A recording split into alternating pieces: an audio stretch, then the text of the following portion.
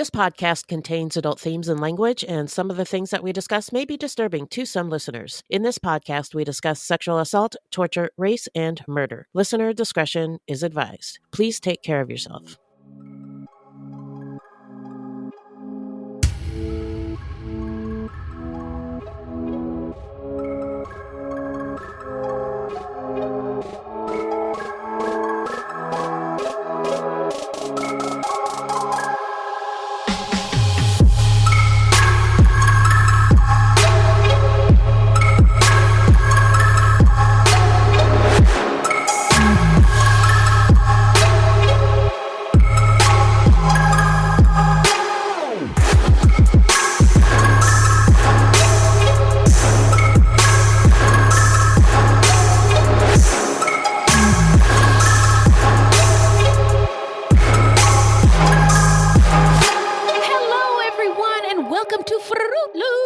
Episode 185, 185. Buiti binafi and bienvenidos, bitches. Thank you so much for listening. Yeah. Fruitloops is a podcast about true crimes committed by people of color and those that are other than the victims. Because, contrary to popular belief, not all serial killers are straight, cisgender, white dudes. These crimes, it's Black History Month, so I'm trying to do my Martin Luther King impression. These crimes rarely get any public attention now because the news is racist. Allegedly. Can I get an amen? Amen. Thank you. And we are Wendy and Beth. She's Wendy, a Black Latinx woman, and I'm Beth, and I just happen to be white. Hey, she is a good white person. She's an ally, one of the goods. I'm all right. The good ones, yes. We love her for it.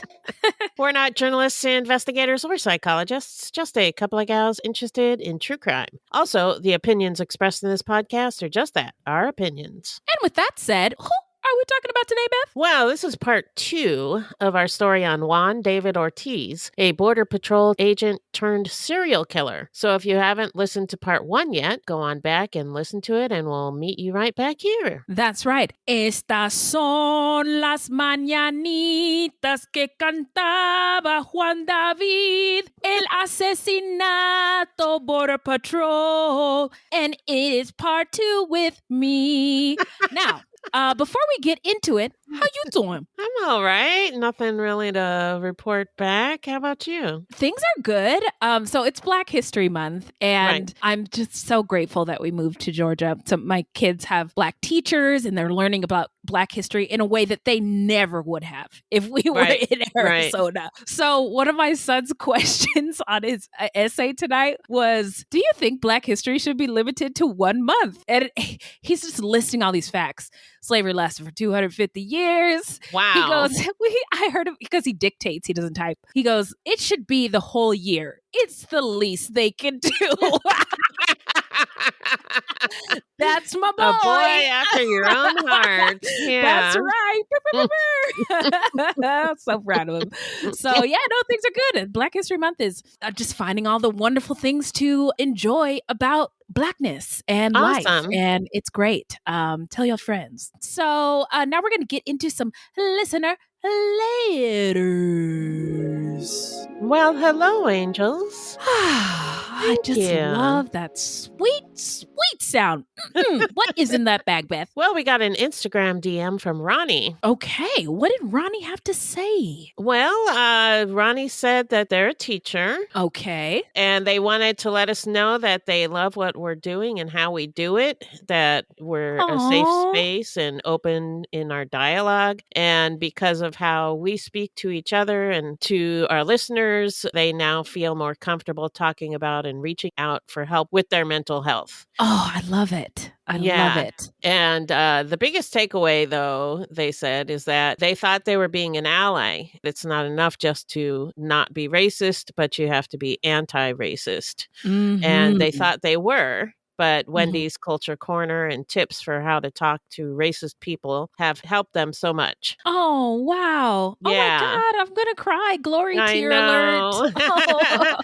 Oh. So they just said thank you, and they're learning so much. And They love us. Oh, Ronnie, well, we love you. That's what it's all about. That's one Yeah. of the reasons why we, started the We show. do It was this, an yeah. opportunity to like have conversations, and we're not perfect at it, but it's a start, and we're so glad that it's helping everybody, including you, on your journey to be like a better citizen of the world. So hip hop air horns to Ronnie. Yeah, thank you, Ronnie.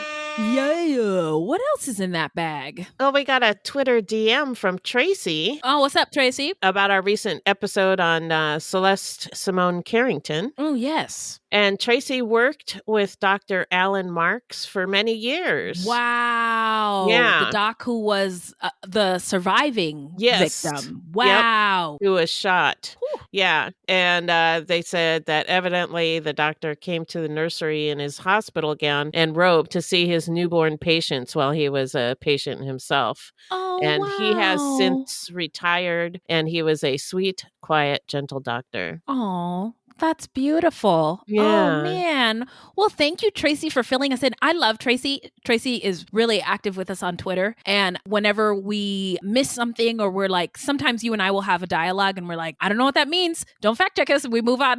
And Tracy's like, hello, I do know what that means. So Tracy is like a wealth of information. We really appreciate you, Tracy. So hip hop air horns to Tracy. Yeah, thank you, Tracy.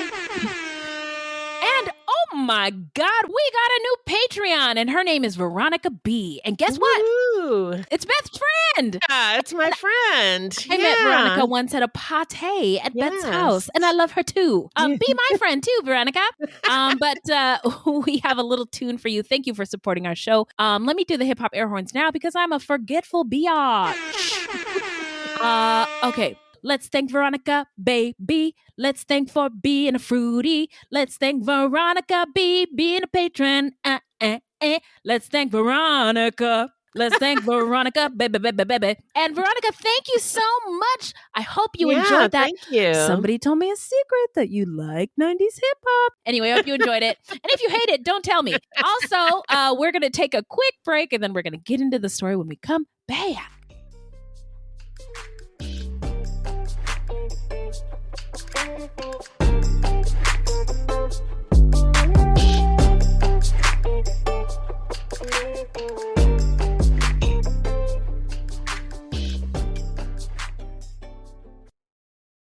All right.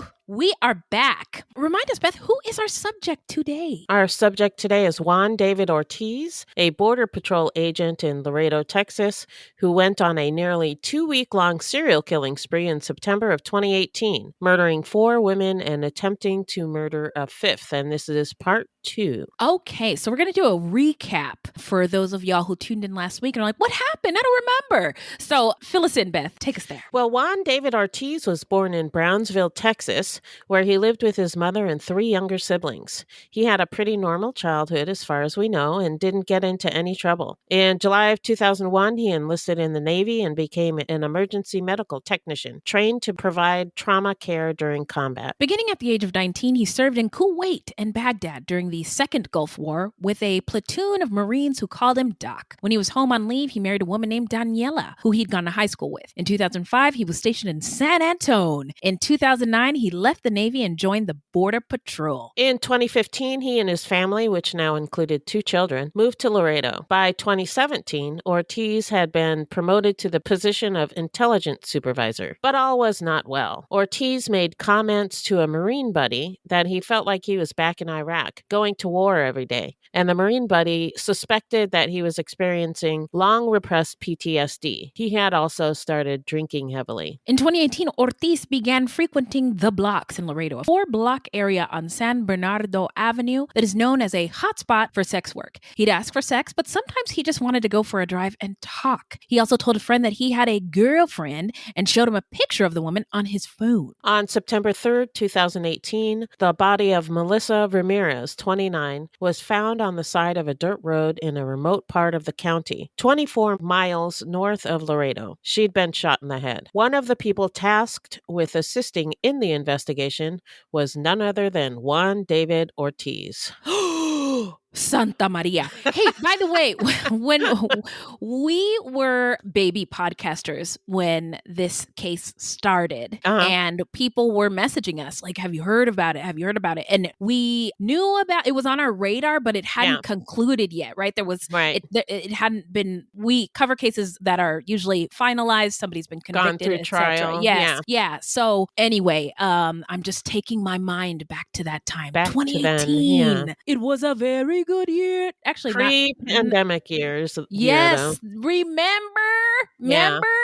So the before times. Yeah.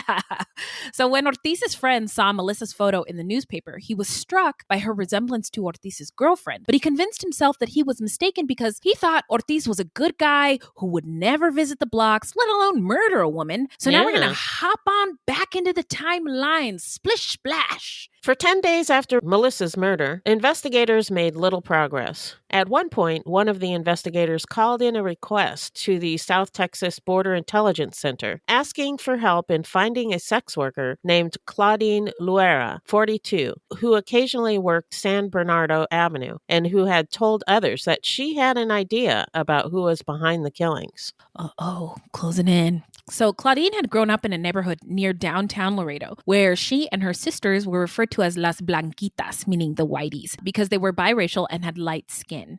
After school, Claudine had worked for a time as a clerk for the district attorney's office. Wow, that's an impressive gig. Yeah, but according to her sister Angie, something happened to her as a child. Although Claudine never disclosed what it was, Angie knew it was something terrible. Claudine eventually began struggling with heroin addiction, and by 2015, she was working on the blocks.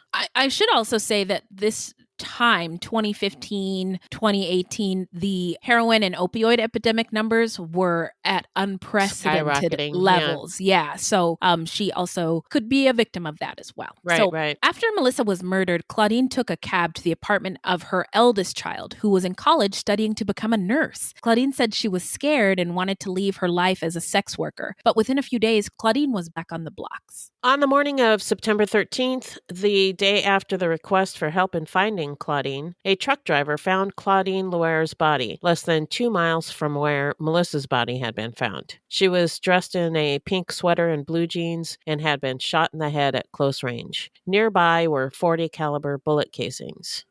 That's so sad. And she was my understanding was really excited and proud of her child who was in college. Right.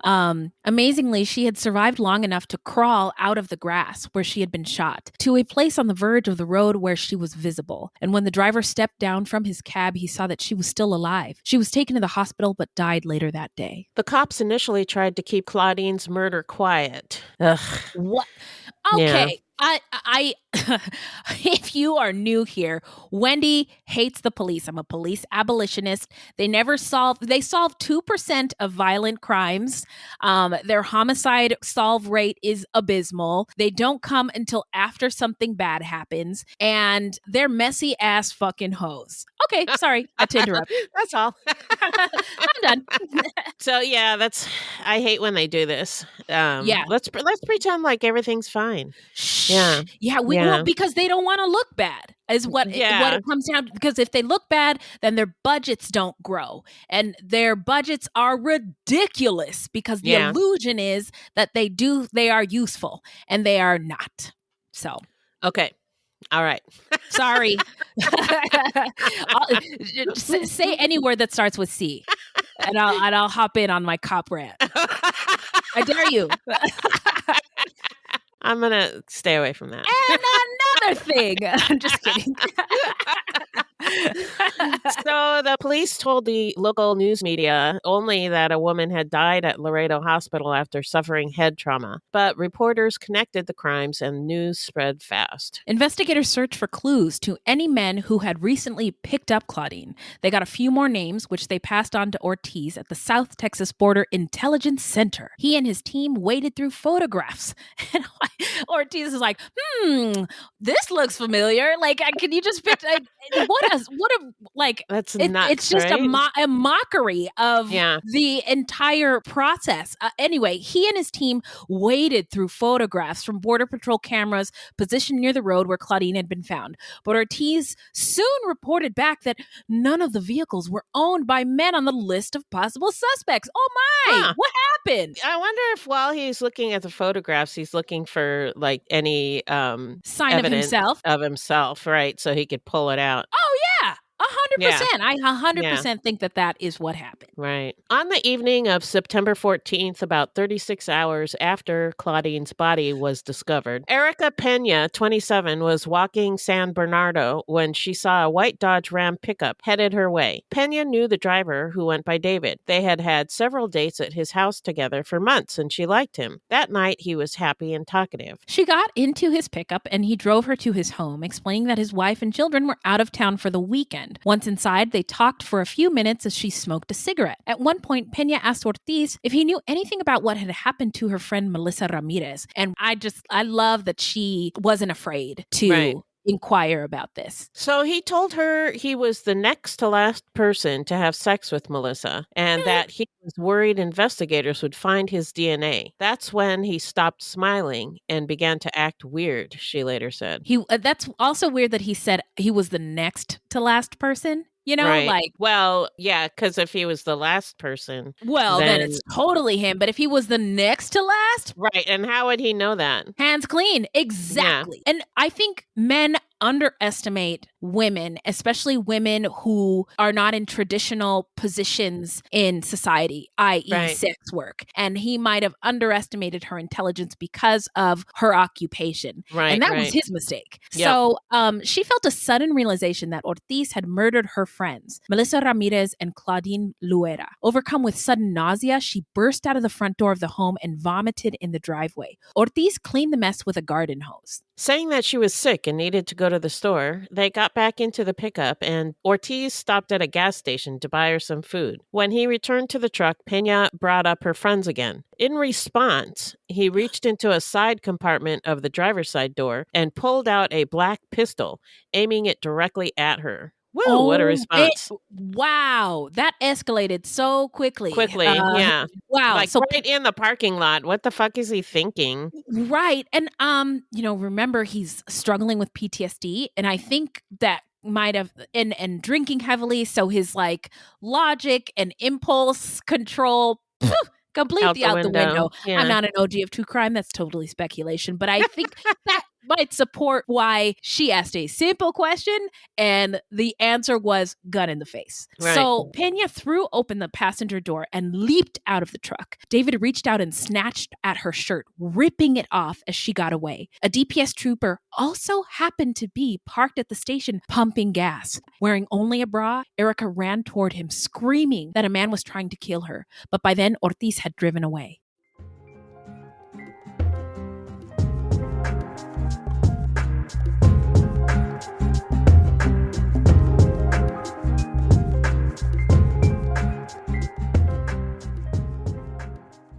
So now it is time for the investigation and the arrest.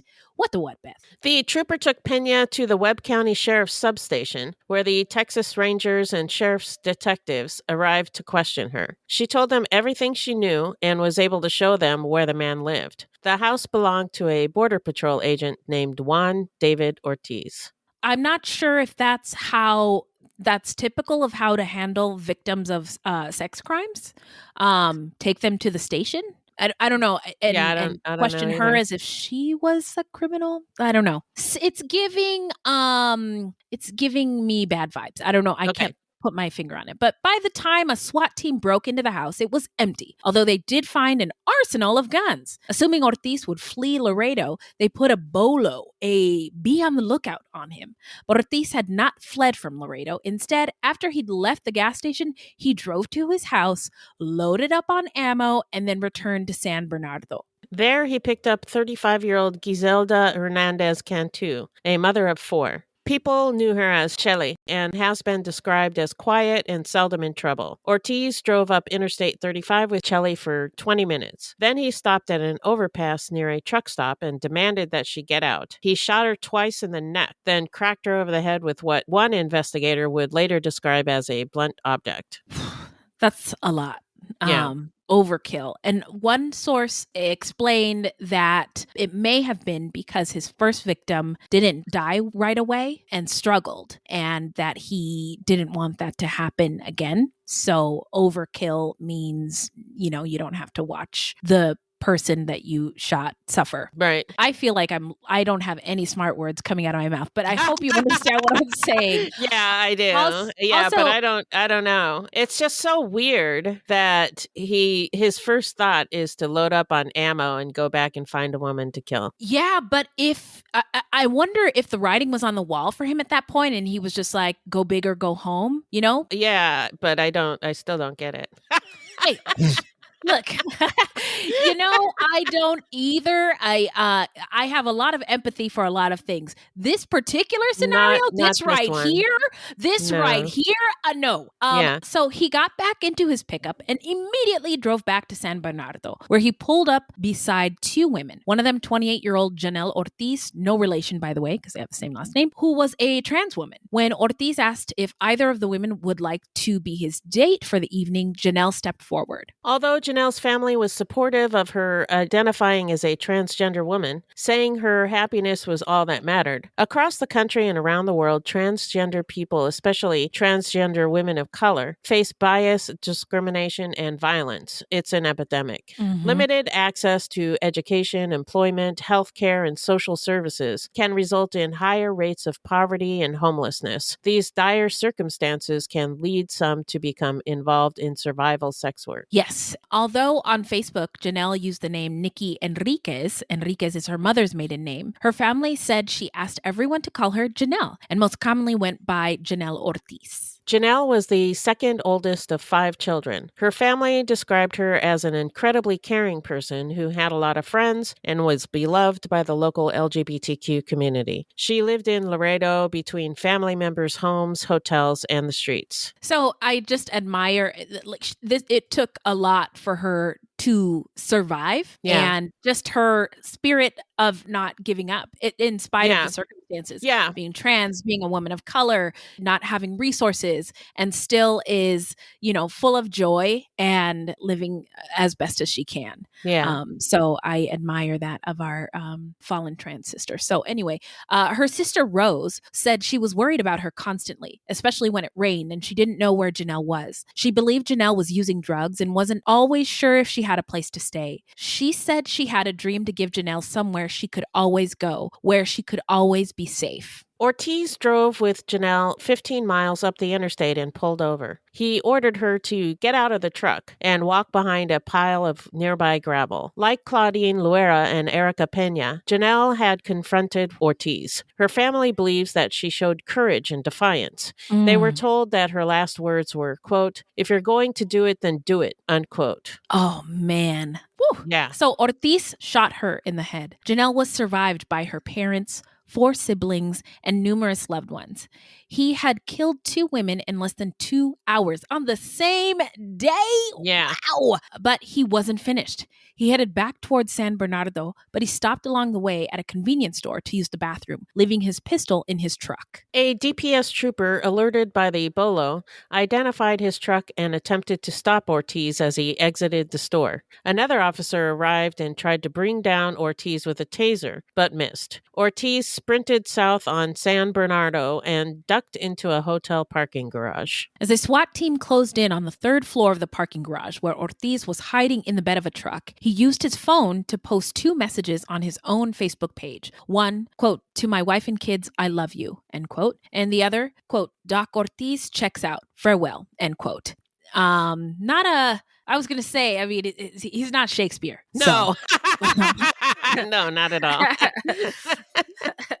A friend who lived almost 1,800 miles away in Sacramento read Ortiz's posts and, afraid Ortiz was preparing to kill himself, immediately tried to call him. But Ortiz didn't answer. He stayed in the bed of the truck for nearly an hour, finally emerging at 2:34 a.m. with his hands raised. He was handcuffed and taken to the sheriff's substation, where he was read his rights. Now, at first, Ortiz refused to talk to investigators. Then he requested a photo of his wife and kids. He said that he wanted to keep the picture while he was jailed to await trial.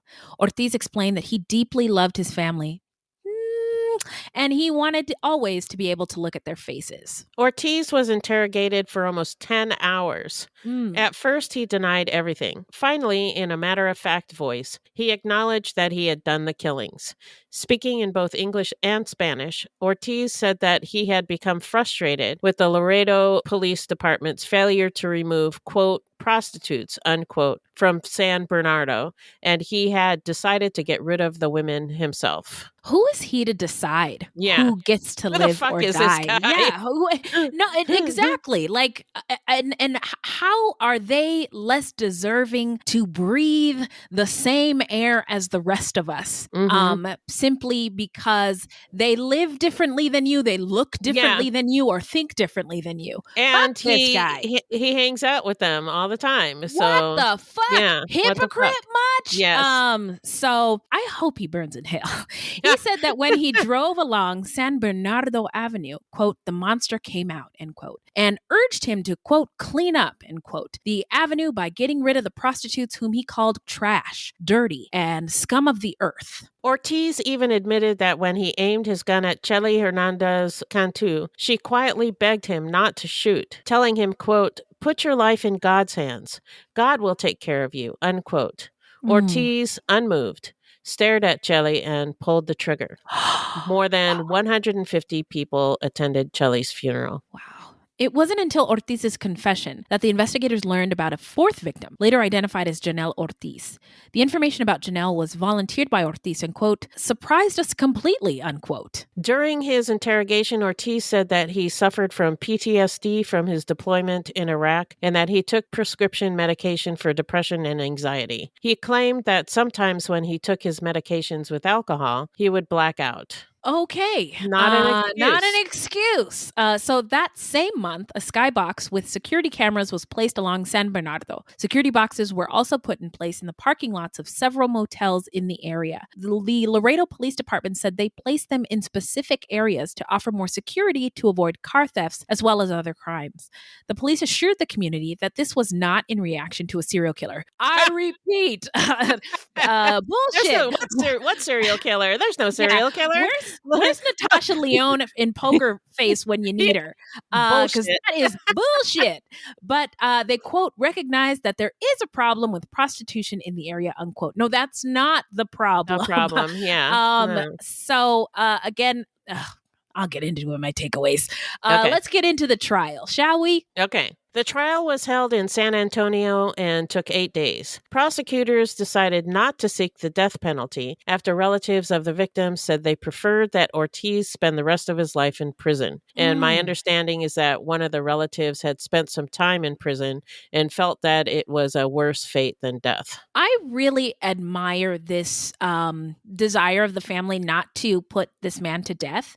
And also, I wonder if they would have had that thought if they themselves didn't have somebody in their midst who had experienced how awful prison was, right? And we talk about often on our show, like restorative justice, like no matter what happens to him, all these women will never be brought back, right? But what is appropriate? And I think they got it right. So defense attorneys painted Ortiz as an Iraq war veteran suffering from PTSD who was drinking and taking pills and had been coerced into a lengthy interview with police. What? But prosecutors depicted Ortiz as a killer agent, saying in a closing statement, quote, it's terrifying to have the enemy within the ranks of law enforcement, unquote. You think? The call is coming from inside the house.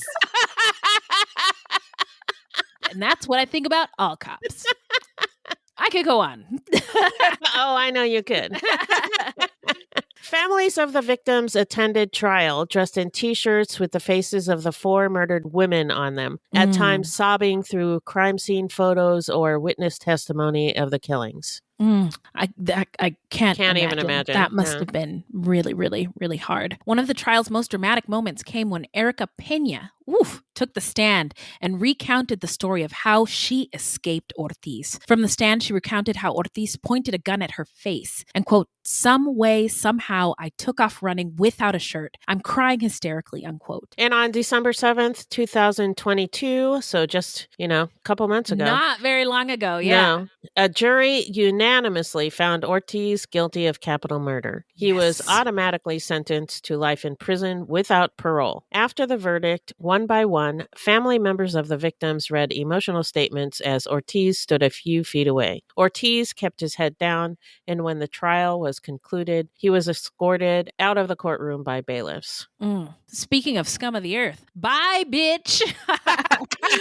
So now we're going to get into where are they now? Well, we'll tell you. After he was convicted and right before Christmas, Ortiz was sent to a state penitentiary located 5 hours away from Laredo and a couple of miles away from Brazoria County. According to Webb County Sheriff Martin Queller, while imprisoned at Webb County Jail, Ortiz was constantly filing complaints with jail staff and with the Texas Commission on Jail Standards. Get out of here. He adds that Ortiz's complaints were addressed but were found unsupported. Thank you. Yeah. Oh, cry me a fucking river, you piece of basura.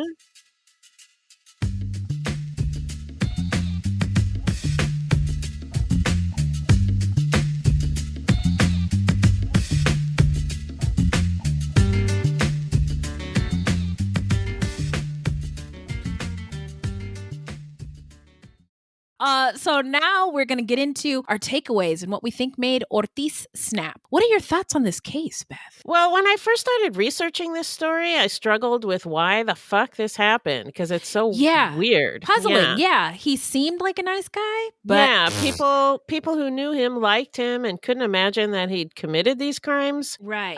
But my aha moment was when he said that he was frustrated with the Laredo Police Department's failure to remove the prostitutes from San Bernardo. I think it's far more likely that he was frustrated with himself for being unable to stay away from the sex workers. Wow. So he punished them for his failure.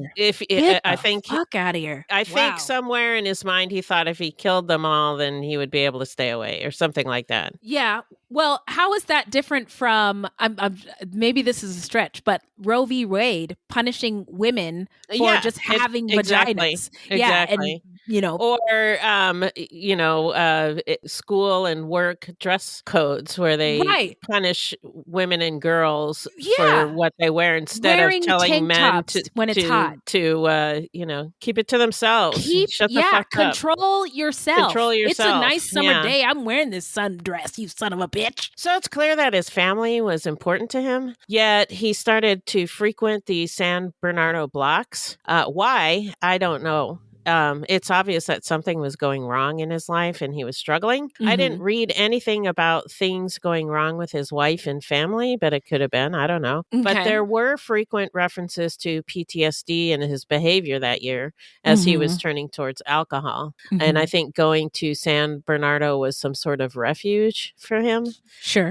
But being religious and a family man, I think he was disgusted with himself. And when he called the women trash, dirty, and scum of the earth, I think that's actually what he thought of himself, and he wanted to rid himself of it. Right. Kill that thing inside of him. Exactly. Yes. And now this is just pure speculation on my part. It's not 100%, but it does sound like Melissa Ramirez was the woman Ortiz was calling his girlfriend and whose photo he showed to his friend. I think it's possible that the first murder of Melissa occurred maybe because she threatened to tell his wife or made some kind of a demand on him, or maybe he just got sick of himself for having a dual life with a wife and a girlfriend. But then once he murdered her, the genie was out of the bottle, and then, he just couldn't stop. Couldn't stop himself. I mean, this spree was 12 days. In 12 days, he became a serial killer. I can't think of any goal I could complete In from 12 start to days. finish in 12 days, let alone become a serial killer. So it's just the speed at which this all unfolded is wild. And I think his mental health definitely contributed to his actions. Now, it don't matter what these victims' backgrounds were or what their profession was, they did not deserve to have their lives taken. And to your point, Beth, about the toxicity of his attitude, it's giving male toxicity towards women supporting themselves in a manner that he didn't approve of. Right. And anyway, I just think it's disgusting. And then I was thinking about the children in the story in general, or in this case in general, because Ortiz had children too, right? Who lost their father because of what he did. And the victims, the women who all had lots of children. And I just wonder, how they're holding up and grappling with the fact that their moms will never come home. Because some of the sources I listened to and watched talked about how young some of their kids were. And little kids. Little kids. And so my heart goes out to them.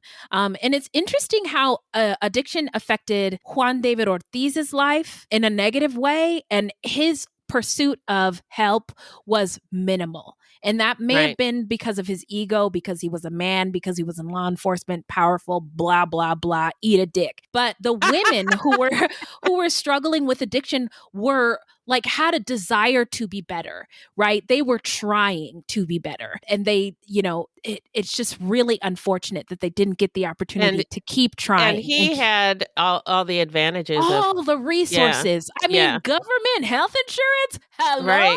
And the VA, oh my God. And these women were struggling. Yeah. And it just seems really unfair. And I'm welling up because it's so fucked up. Everyone kept saying that this man was a wolf in sheep's clothing. Every single fucking case or every article and every video was like, a wolf in sheep's clothing. Huh? These wolves are described as sheep and they patrol our streets and our borders. So how about a wolf in wolf's clothing? That's what I think of police. Don't get me started again. Oh, no. Don't get her started. So also these women, they were from vulnerable populations and vulnerable to sexual violence. And this is particularly an issue that affects sex workers, especially women of color, undocumented folks, and trans sex workers. And they are often reluctant to go to the police, and it perpetuates this violence. Because please do not believe that Juan David Ortiz is the only man in law enforcement who is doing this awful shit. Right. And it perpetuates the cycle of violence because there's no ramifications, there's no consequences, and it just continues on. And I hate it. You hate it? You're not going to believe I'm this. Shocked.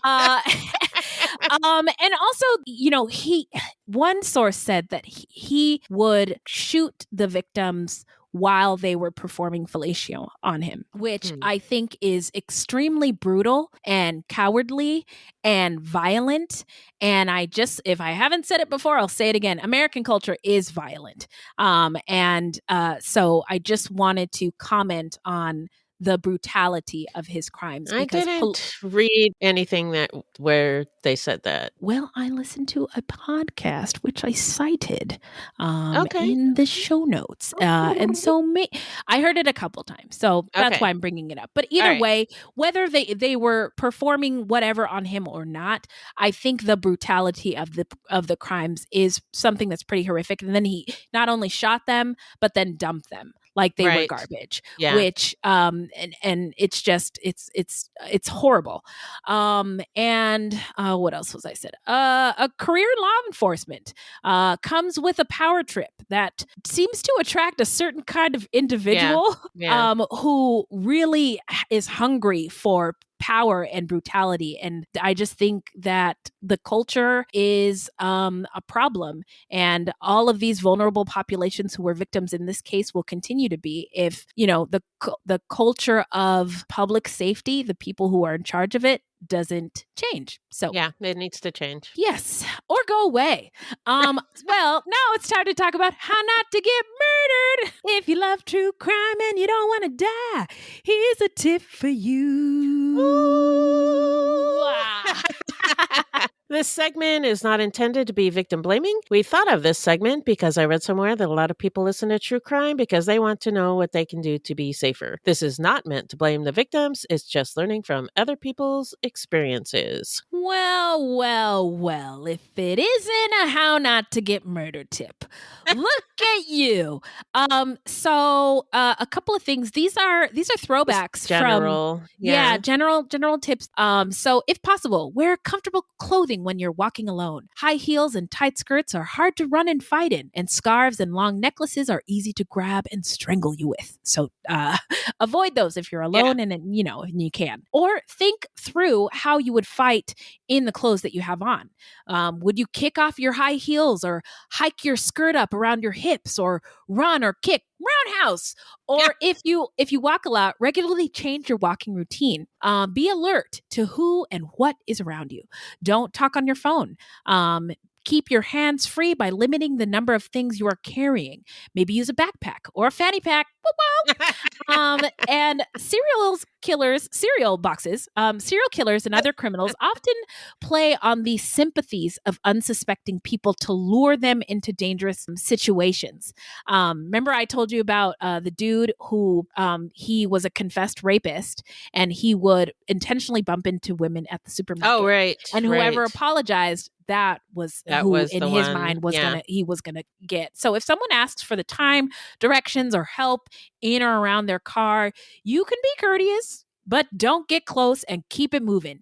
You can always help by offering to make a phone call or notify someone else, or mind your business. If you find yourself in a situation where someone has a gun on you, experts say that a shooter will only hit a running target 4 out of every 100 shots. And even then, it most likely will not be a vital organ. So run if you can. If you can do anything about it, do not let your attacker take you to a different place. You do not want to get to crime scene number 2. So do whatever it takes and never give up.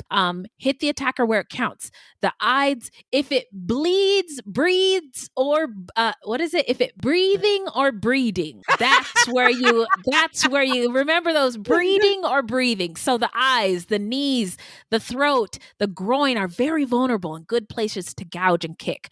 But listen to your instincts and try to determine if a counterattack by you is the best approach. It may not be, but if you do decide to fight, make sure your first move is as forceful as possible so you can get away. And look, these are not foolproof. No, they're just just a few tips. It's just a few tips, and it's good things to think about all the time because the world is fucking nuts.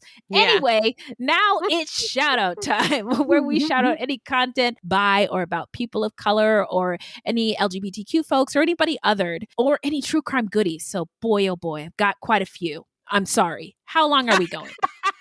No, we're good. Okay, so let me start with, let's see, the Pretend podcast. I told you about this before. It's a podcast. It's an iHeart podcast, a true crime podcast, but this specific season is about stalking. And these two people approached the host, Javier, and were like, we're being stalked and we want to put our story out there. He was skeptical, like, are you sure? What if you make the stalker mad? And they're like, yeah, we got to tell our story so that this doesn't happen to anybody else. And it's 12 episodes. They're all out on Patreon. I don't have his Patreon, but there's 5 episodes out in the free feed right now. However, the 2 people who came to him because they wanted to be on a podcast to allegedly help other potential stalking victims have been indicted on federal charges. Oh my God. So go check out the Pretend podcast. Okay, that's nuts. The whole time he's like, I'm a little suspicious, but I'm doing my best to be objective. He interviews the police. He interviews people in their family, their friends. They hired their own private investigator. He interviews that person. And most of the people say, I believe them. I believe they were victims. Right. But The feds think something else. Okay. Also, remember the 1619 Project that was created by Nicole Hannah-Jones? She's an acclaimed, Pulitzer Prize winning New York Times journalist. She created this project marking it 1619 because that was the year that the first Black person was taken from Africa and brought to the shores here on the United States. And at first it was a series in the New York Times Magazine. Right. Then it was a podcast. We shouted that out. And now it's a 6-part series on Hulu. And it is chef's kiss. Cool. It's like a celebration. Like the most recent episode that came out this last week was about Black music from 1619 to now. And just how Black people put flavor on everything, including the music. And I love it. I loved it. It was just a celebration. That's awesome. So get that on Hulu. And then Body Bags podcast. Have you ever heard of this? That sounds familiar. But go ahead. Okay, so I'm minding my beeswax at work, and somebody comes up to me and sees my water bottle that is covered in true crime podcast stickers, y'all. And they're like, they don't know I'm Wendy. They just think I'm a true crime podcast fan. So they recommended this Body Bags podcast to me, and I love it. Apparently, this host is also a college professor, and this person at work took their forensic class. Wow.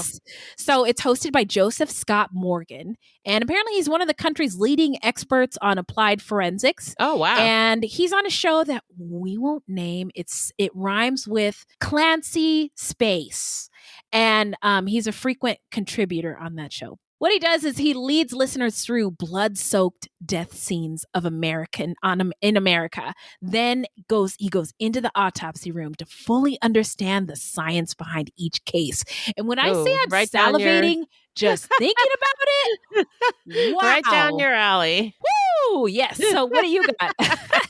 I don't have any great shout-outs this week. Sorry. Don't you dare say that. I see what you have here, and I am riveted. I've been busy, and I haven't really wanted to get into anything too heavy. Understood. So I started watching Ginny and Georgia on Netflix. Tell me more about this. It's kind of like a more realistic version of Gilmore Girls. So they're not gazillionaires who live in a hotel? No, no. Ginny is the daughter and Georgia is the mom, and Ginny is biracial. And they move to this rich, very white town. So it's like they live on another planet. Okay. And the mom is kind of a scammer. So, and then you get a lot of her backstory, which is like she had a pretty terrible backstory. So so far I'm enjoying it. It's not too heavy. And then what's it on? It's on Netflix. Okay, got you. And then also on Netflix, and this is not content by or about people of color or a true crime goodie. Okay, I'm listening. It's funny, and I love history. Yeah. And as you know. Yes, of course. And this is a mockumentary about history. So it's supposed to be a history documentary, but it's a mockumentary. Okay. It's called Kunk on Earth. And it's very Daily Show-ish, when they would have someone interview an expert and all the questions are really dumb. Yeah. You remember that bit? Yes. Oh, yes. I love it. Is it Kunk, like Kunk? The conch shell? C-U-N-K. And that's, so it's a character. I think Philomena Kunk is the character. It's not the actress's real name. Okay. But I guess apparently it's a English. Well, she's English, and I guess this is one of a series of shows that she's done, and they're all kind of like this. And so yeah. Oh, I love it. The Brits, sometimes they just do TV better than us. Sorry. Yeah, a lot of the times they do, yeah. So, I thought it was really funny. Yeah. Okay, well, I am on it, adding it to my queue. So that is Pretend Podcast, wherever you get your podcast. The 1619 Project on Hulu. Body Bags Podcast, wherever you get your podcast. Ginny in Georgia on Netflix. And Kunk on Earth on Netflix. Oh my God. We're here. It's time. My heart skipped a beat. No. Oh my God. Well, I guess that's the end of the show. Yeah. Beth, in the meantime, I'm going to miss you so much. Me too. I'm going to miss this microphone so much. But in the meantime, where can the people find us? Our website is fruitloopspod.com, and we use Fruit Loops Pod for all of our social media. The footnotes for each episode can be found on our website. Plus, check it out for the different ways that you can support the show and become a Fruit Loops patron. Yay! You can also support us by supporting our sponsors or by giving us a 5-star review. Yeah. So this is a weekly podcast, and new episodes drop every Thursday. So until next time, look alive, y'all. It's crazy out there.